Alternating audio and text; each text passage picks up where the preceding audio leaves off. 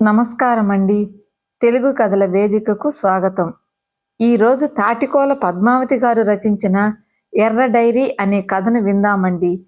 ఈ కథ నవమల్లితీగ సకుటుంబ సాహిత్య మాసపత్రిక ఏప్రిల్ 2025 కథల ప్రత్యేక సంచికలో ప్రచురితమైనది. ఆనందరావుకి ఆ రాత్రంతా నిద్ర పట్టలేదు. తెల్లవారితే భార్యకి ఆపరేషన్ చేయించాలి. 10 లక్షలు అప్పుగా ఎవరిస్తారు? తన దగ్గర తాకట్టు పెట్టడానికి రక్తమాంసాలు తప్ప ఇంకేమీ మిగల్లేదు. ఎవరి దగ్గర చేయి చాచాలి? కొడుకుని అడిగాడు. ఆమె బ్రతకదని డాక్టర్లు చెప్పాక పోయే ప్రాణానికి అంత డబ్బు ఖర్చు పెట్టడం అవసరమా అన్నాడు. కోడలు కూడా అదే మాటకు వంతపాడింది. జీవితమంతా తోడుగా ఉంటానని పెళ్లినాడు చేసిన ప్రమాణం నాతి చరామికి అర్థం లేకుండా పోతుంది. రాజ్యం తన జీవితంలోకి వచ్చాక ఎన్నో కష్టాలను భరించింది. అత్తమామలకి సేవలు చేసింది. ఆడబిడ్డకు పెళ్లి జరిపించింది. ఉన్నంతలో సర్దుకుపోవటం అలవాటు చేసుకుంది.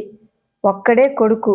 వాడిని బాగా పెంచి పెద్ద చేస్తే చాలని రెండవ బిడ్డకు ఆస్కారం ఇవ్వలేదు. బడిపంతులుగా చేస్తూ ఇంతమందిని పోషించుకుంటూ వచ్చాడు ఆనందరావు. భార్యని బ్రతికించుకోవడం తన కర్తవ్యం. తన వంతు ప్రయత్నం చెయ్యాలి. ఆయుష్ ఉంటే బ్రతుకుతుంది. తెలిసిన వాళ్ళని, బంధువుల్ని అడిగి చూశాడు. ఉన్న చిన్న ఇల్లు అమ్మి బాకీ తీరుస్తానన్నా ఎవరూ సహకరించలేదు. హైదరాబాదులో ఉండే తన తోటి మాస్టారు పరందామయ్యను కలవాలని బయలుదేరాడు. భార్య దగ్గర పక్కింటి సావిత్రమ్మను తోడుగా కూర్చోబెట్టాడు.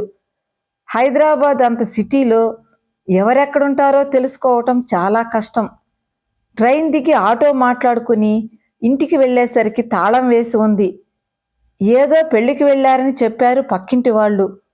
ఆయన ఫోన్ నంబరు కూడా సరిగా తెలియదు. ఏదో అడ్రస్ గుర్తుపెట్టుకుని వచ్చాడు. అసలే ఎండాకాలం. ఎండలు మండిపోతున్నాయి. పైగా వచ్చిన పని కాలేదు. ఒక్కసారిగా డీలా పడిపోయాడు. అయినా లేని ఓపిక తెచ్చుకుని మజ్జిగ ప్యాకెట్ కొనుక్కుని తాగాడు. వయసు పైబడే కొద్దీ ఓపిక తగ్గి నీరసం ముంచుకొస్తున్నది.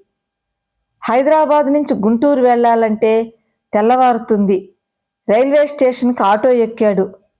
అప్పటికే మరో వ్యక్తి కూడా ఆటోలో ఉన్నాడు. బ్రతిమాడితే ఎక్కించుకున్నాడు డ్రైవరు. ఎక్కడికి వెళ్ళాలి మాస్టారు? చూస్తుంటే మీ ఆరోగ్యం అంతగా బాగాలేదనిపిస్తుంది. ఒక్కరే వెళ్ళగలరా? పలకరించాడా వ్యక్తి. వెళ్ళక తప్పదు. నా భార్య ఆసుపత్రిలో చావు బతుకుల మధ్య ఉంది. నిన్న రాత్రంతా మేలుకోవటం వల్ల అలసిపోయానంతే చెప్పాడు. రైల్వే స్టేషన్ రాకముందే ఆ వ్యక్తి దిగిపోయాడు. సూట్ కేసు వదిలేసి వెళ్ళాడు. అయ్యో పాపం, అతని పేరన్నా అడగలేదు. అందులో ఏమున్నాయో తెలీదు. ఇంటికి వెళ్ళాక ఆ సూట్ కేసులో అడ్రస్ చూసి ఫోన్ చేయొచ్చులే అనుకున్నాడు. స్టేషన్ రాగానే సూట్ కేసు తీసుకుని దిగాడు. ఆటోకి డబ్బులిచ్చి టికెట్ తీసుకోవడంతోనే ట్రైన్ వస్తున్నట్లు అనౌన్స్ చేశారు. పోలీస్ స్టేషన్లో సూట్ కేసు అప్పజెప్పడానికి వ్యవధి లేదు. సూట్ కేసు పోయినందుకు అతనెంత బాధపడుతున్నాడో. ఒకవేళ అతనే పోలీస్ స్టేషన్లో కంప్లైంట్ చేస్తే తనేం కావాలని దొంగతనం చేయలేదు. అసలు అందులో ఏమున్నాయో ఏమో. ఏది జరిగితే అదే జరగని అనుకున్నాడు. స్టేషన్లో రైలు దిగి ఇంటికి వెళ్ళగానే గాజు కళ్ళతో ఆశగా ఎదురు చూస్తున్నది భార్య. ఆనందరావు రాగానే సావిత్రమ్మ వెళ్ళిపోయింది. వెళ్ళిన పని ఏమైందండి? రేపో మాపో పోయే ప్రాణం కోసం ఎందుకు శ్రమ పడతారు? ఆయుష్ తీరిపోతే ఎంత డబ్బు ఖర్చు పెట్టినా ఏం ప్రయోజనం? ఇంకా ఏ ప్రయత్నమూ చేయకండి. చివరి గడియల్లో మీరు నా కళ్ళెదుట ఉంటే చాలు. దగ్గుతూ ఆయాసంతో మెలికలు తిరిగిపోతున్నది.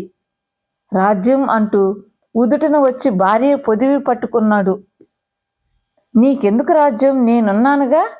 ఎలాగైనా నిన్ను నేను బ్రతికించుకుంటాను. కాస్త ఓపిక పట్టు. ఇవిగో ఈ మంచినీళ్లు తాగు అంటూ గ్లాసులో మంచినీళ్లు పట్టించాడు. నీళ్లు తాగాక మెల్లగా కళ్ళు మూసుకుని పడుకుంది. భార్య పరిస్థితి చూసి తట్టుకోలేకపోయాడు. ఇల్లు కాస్త తాకట్టు పెడితే తీర్చుకోవడం కష్టమని ఆగాడు ఇంతకాలం. ఇప్పుడు తప్పేటట్లు లేదు. స్నానం చేసి వచ్చి మెల్లగా గ్యాస్ పొయ్యి వెలిగించాడు. కాస్త కాఫీ చుక్క కడుపులో పడితే నీరసం తగ్గవచ్చు. ఫ్రిడ్జ్లో నుంచి పాల ప్యాకెట్ తీసి కాచి కాఫీ కలిపాడు. భార్య పడుకుని ఉంది. లేపటం ఎందుకులే అనుకుని కాఫీ తాగి పడకుర్చీలో కూర్చున్నాడు. సూట్ కేస్ ఎదురుగా కనిపించేసరికి ఓపెన్ చేయడానికి ప్రయత్నం చేశాడు. తాళం వేసినట్టు లేదు. వెంటనే తెరుచుకుంది.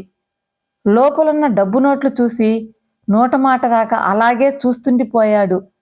అందులో 10 లక్షలున్నాయి. ఇంత డబ్బుని అజాగ్రత్తగా ఎలా మర్చిపోయాడు? పోలీస్ స్టేషన్లో అప్పగిస్తే వాళ్ళు మాత్రం నిజాయితీగా అప్పగిస్తారని నమ్మకం లేదు. అది ఎవరిదో అడ్రస్ కానీ ఫోన్ నెంబర్ కానీ లేవు. బీరువాలో భద్రంగా దాచాడు. ఆ వ్యక్తి ఏ క్షణాన్నైనా రావచ్చు. అడిగితే ఇచ్చేయటం మన ధర్మం. అంతరాత్మ హెచ్చరించింది. చేతికంది వచ్చిన లక్ష్మీదేవిని జార విడుచుకుంటావా? నీ అంత తెలివి తక్కువ వాళ్ళు ఎవరూ ఉండరు. నీతి నిజాయితీ అని భీష్మించు కూర్చున్నావంటే కుదరదు. నీ భార్య గురించి ఒక్కసారి ఆలోచించు. అలా చేస్తే అది దొంగతనం కాదా? ఎలా అవుతుంది? నువ్వు కావాలని ఎత్తుకు రాలేదు కదా. అతను మర్చిపోయి వెళ్ళాడు. నీకు దొరికింది కాబట్టి ఆ డబ్బు నీదే. ఒకవేళ అతను వచ్చి డబ్బు అడిగితే నువ్వే తీసుకెళ్ళావని రుజువేమిటి? ఏం ఆటో డ్రైవర్ తీసి ఉండొచ్చుగా. ఒకవేళ అనుమానం వస్తే ఆటో నంబర్ గుర్తు పెట్టుకుంటే అతన్ని ఎంక్వైరీ చేస్తారు. నీ వివరాలు ఎవరికీ తెలియవు. అంతేనా? నువ్వు చెప్పింది కరెక్టు. నాకు నా భార్య ముఖ్యం. ఆ తర్వాత నా మీద దొంగ అని ముద్రపడినా పర్వాలేదు. ఓ నిర్ణయానికి వచ్చాడు. ఆనందరావు దగ్గరుండి భార్యకు ఆపరేషన్ చేయించాడు. ప్రాణగన్నం తప్పిందన్నారు డాక్టర్లు. వెన్నుపూస అరిగిపోయి ఇంట్లో ఏ పని చేసుకోలేకపోతున్నది. ప్రతి పనిలోనూ భర్త సాయం ఉండనే ఉంటున్నది. విశ్వానికి ఆటోలో సూట్ కేసు వదిలేసిన విషయం గుర్తుకొచ్చింది. 10 లక్షలు బ్యాంకు నుంచి డ్రా చేసి తీసుకొచ్చాడు. అది ఒక ముఖ్యమైన వ్యక్తికి అప్పగించాలి. అంత డబ్బు తిరిగి దొరుకుతుందా? విశ్వం, డబ్బు తెచ్చావా? రేపే ఆ ఊరెళ్ళి అడ్రస్ కనుక్కుని ఆయనకి ఆ డబ్బు అందజేసిరా. మీ నాన్న ఆత్మకు శాంతి కలుగుతుంది అన్నది తల్లి. జరిగింది చెప్పాడు తల్లికి. అలా ఎలా పారేసుకున్నావు? ఇప్పుడెలా? విశ్వం తల్లి బీరువాలో నుంచి ఒక ఎర్ర డైరీ తీసిచ్చింది. ఇందులో అన్ని వివరాలు ఉన్నాయి. 30 ఏళ్ల క్రితం మీ నాన్న ఇల్లు కట్టుకోవడానికి డబ్బు అవసరమై స్నేహితుడు ఆనందరావు అనే వ్యక్తి దగ్గర ₹1,00,000 అప్పు తీసుకున్నారు. ఆ రోజు ఆయన దగ్గర డబ్బు తీసుకున్నట్లుగా మీ నాన్నగారు ఈ డైరీలో రాసుకున్నారు. మీరప్పుడు చిన్నపిల్లలు. ఆ తర్వాత 2 ఏళ్లకే మీ నాన్నగారు పోయారు. ఆనందరావు గారు కూడా వచ్చి చూసి వెళ్ళారు. దుఃఖంలో ఉన్నామని చాలా రోజుల వరకు ఆ డబ్బు ప్రసక్తి రాలేదు. మనం ఆ ఊరి నుంచి వచ్చేశాక నేను ఆ విషయం మర్చిపోయాను. మొన్న బీరువాలో ఈ డైరీ కనిపించింది. ఇందులో ఆయన అడ్రస్ కూడా ఉంది చూడు అని చెప్పింది. ఆ డైరీలో రాసింది చదివాడు. అమ్మ చెప్పింది నిజమే. ఆ పేజీలోనే ఒక ఫోటో కూడా ఉంది. నాన్నగారి పక్కన మరో వ్యక్తి. ఇద్దరూ ఒకరి భుజం మీద ఒకరు చేతులేసుకుని నిలబడ్డారు. పరీక్షగా చూశాడు విశ్వం. ఈయన్ని ఎక్కడో చూసినట్లుందే. ఆ వ్యక్తి ఎవరో మెదడులో ఫ్లాష్లా వెలిగింది. అమ్మ, నేను వెంటనే ఊరు బయలుదేరుతున్నాను. వివరాలన్నీ వచ్చాక చెప్తానంటూ కారు తీసుకుని బయలుదేరాడు. చేతిలో డైరీ, అందులో ఉన్న ఫోటో కూడా బ్యాగ్లో పెట్టుకున్నాడు. తెల్లారే సరికల్లా శివాలయం వీధికి 3వ సందులో ఉన్న పెంకుటిల్లు ముందు కారాగింది. ఎవరండి లోపల? తలుపు చప్పుడికి ఆనందరావు వచ్చి చూశాడు. అంతే, భయంతో కూడిన ఆశ్చర్యం. బాబూ, మీరా? రండి లోపలికి అంటూ పిలిచాడు. ఇంకేముంది, అంతా అయిపోయింది. తనే దొంగని నిరూపించటానికి వచ్చాడు. మరి కాసేపట్లో పోలీసులు వచ్చి అరెస్టు చేస్తారు.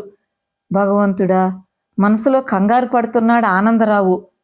నన్ను క్షమించు బాబు, నేను దొంగతనం చేయలేదు. మీరు ఆటోలో సూట్ కేసు మర్చిపోయారు. ఇంటికొచ్చి చూస్తే దాంట్లో నోట్ల కట్టలున్నాయి అంటూ ఆ తర్వాత జరిగిందంతా చెప్పి కాళ్ళు పట్టుకోబోయాడు. అంకుల్, లేవండి, నేనే మీ కాళ్ళు పట్టుకోవాలి. ఆ డబ్బు న్యాయంగా మీకు చెందాల్సింది. మీకు అందజేయాలని బ్యాంకు నుండి డ్రా చేసి తీసుకొస్తున్నాను. ఇదిగోండి. ఒకసారి ఈ డైరీ చూడండి అంటూ ఆనందరావు చేతిలో పెట్టాడు. తన స్నేహితుడి జగన్నాథం తన దగ్గర అప్పుగా 1,00,000 రూపాయలు తీసుకున్నట్టు రాసి ఉంది. స్నేహితుడితో కలిసి దిగిన ఫోటో చూసి, నువ్వు లేకపోయినా నువ్వు రాసుకున్న డైరీ వల్ల నా రుణం తీర్చి నా భార్యను బ్రతికించావురా, నీ ఆత్మకు శాంతి కలగాలని కోరుకుంటున్నాను అని 2 కన్నీట్లు బొట్లు రాల్చాడు. కథ సమాప్తమండి. కథ నచ్చినట్లయితే ఒక చిన్న లైక్ ఇచ్చి మరిన్ని చక్కటి కథల కోసం నా ఛానల్ని సబ్స్క్రైబ్ చేసుకోండి. కథ విన్నందుకు ధన్యవాదాలండి. ఉంటానండి.